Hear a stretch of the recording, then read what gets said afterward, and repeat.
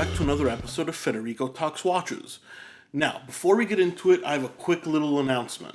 In a couple of weeks, August 17th, on a Wednesday, I will be doing an AMA, or Ask Me Anything, on Reddit. Now, this is in the subreddit /watches. So, if you guys have a question or would like to ask me something that pops into your head, just head over there on August 17th and drop me a line in the subreddit. Once again, that is /watches.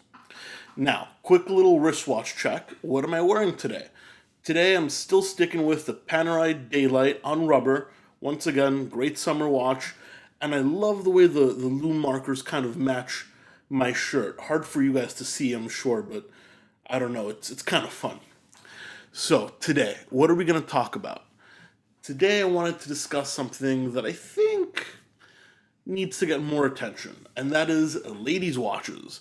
It seems like the ladies just don't really get a ton of love when it comes to watches. In fact, my demographics, according to Google, are 97% male viewership. So maybe this video won't do so well, but hopefully you guys will get out of it. And if you have girlfriends or wives, or if you're one of the 5 women that watch me, then this information might be useful.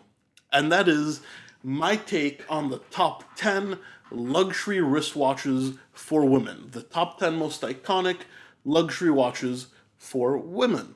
So let's take a look and let me know what you guys think.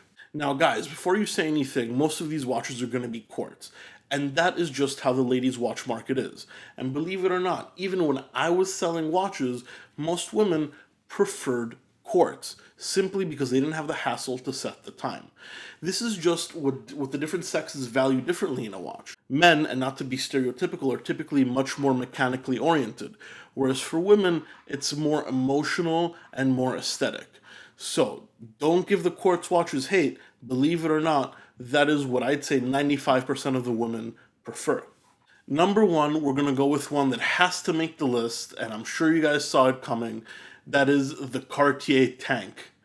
Iconic shape. This also made my top 10 icons in the men's watch category, but the Cartier Tank is ruling the ladies' watch segment, be it the normal Tank Louis Cartier or the Tank Francais.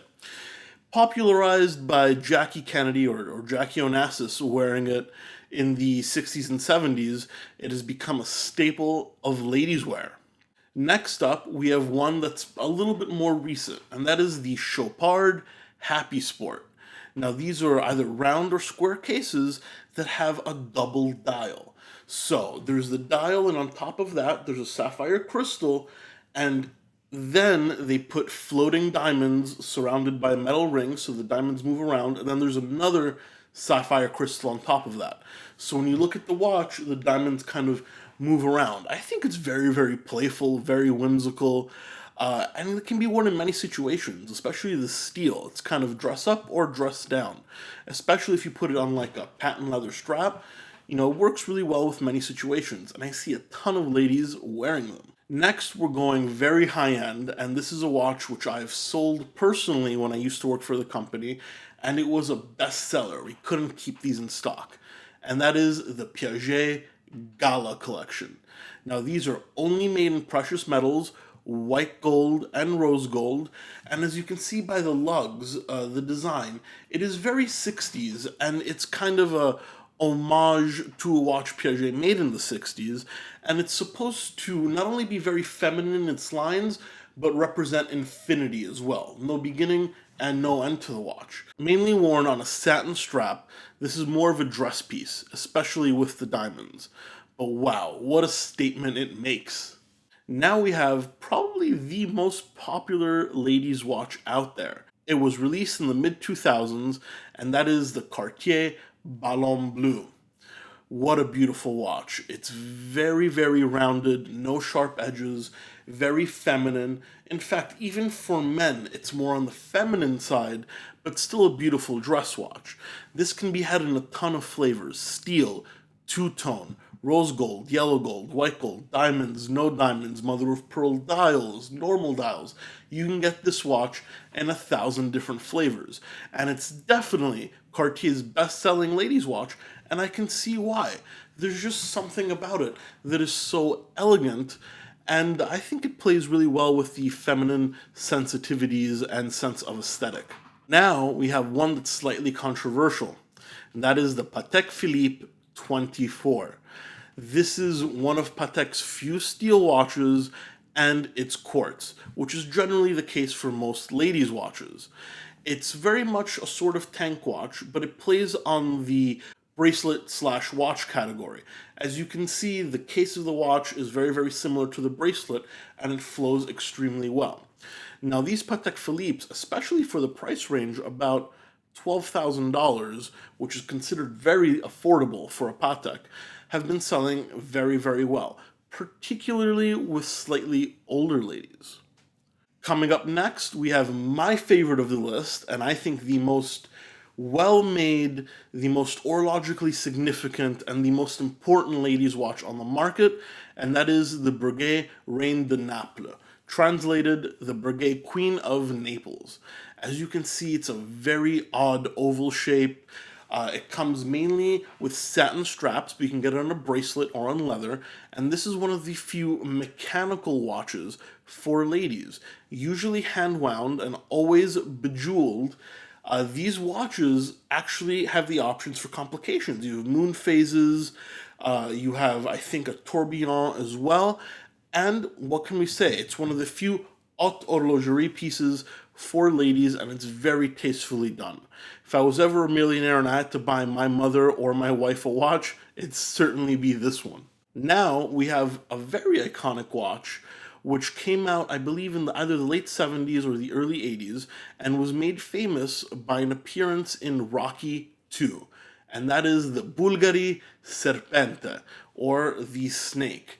As you can see, it's very, very unique. It wraps around the wrist with this very flexible metal bracelet, and the head of the watch, where you tell the time, is shaped like the head of a snake. This is once again very playful, very whimsical, and man, I know it's a feminine design, but I wish, watch companies would do some cool stuff like this for men. This is more of an objet d'art, almost, or a piece of jewelry. But it's certainly very, very iconic, and it deserves a place on this list. Now we have another one of these playful designs, and that is the Kelly watch by Hermes. Beautiful Hermes leather straps. These are actually very, very expensive straps. You got to take care of these. They run about $1,100 each. And as you can see, the watch is in the shape of a lock, which locks onto the cuff of the strap. And I love that the strap goes around the wrist multiple times.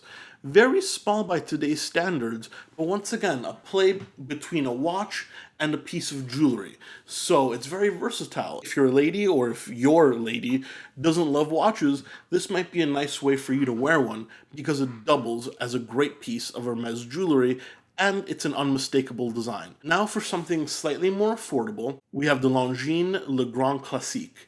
This watch is about $900 to $1,500 depending how you get it. It's very, very flat, and it's got a very Art Deco kind of style to it, very 30s and 40s. As you can see, the lugs are bar lugs, which is something that hasn't been done in a very long time, and the dial is refreshingly clean. If you want a simple, feminine timepiece, this is perfect for you. And lastly, we have the Rolex Datejust 28mm. This is another one of those watches that offer a ton of versatility. You can get this in steel, two-tone, and you can even get it in gold. It comes on a Jubilee bracelet or an Oyster bracelet, and you have a ton of different dial options. This, of course, is a mechanical watch, and another great feature is that it is 100 meters water resistant. This is probably the toughest watch on this list, and probably the most versatile, because of its ability to dress up and dress down, and you don't have to take it off while doing sports. Many women, however, are gravitating towards the larger size, so the 28 might soon fall off the list in favor of something like the 36 or even a 34mm date instead of Datejust. But for now, the 28 keeps its place on the list. Now guys, thank you so much for sticking around for another video of Federico Talks Watches. Check out the description below if you want to follow me on Instagram, I'll leave a link. And don't forget about the Reddit AMA on August 17th. That is at watches.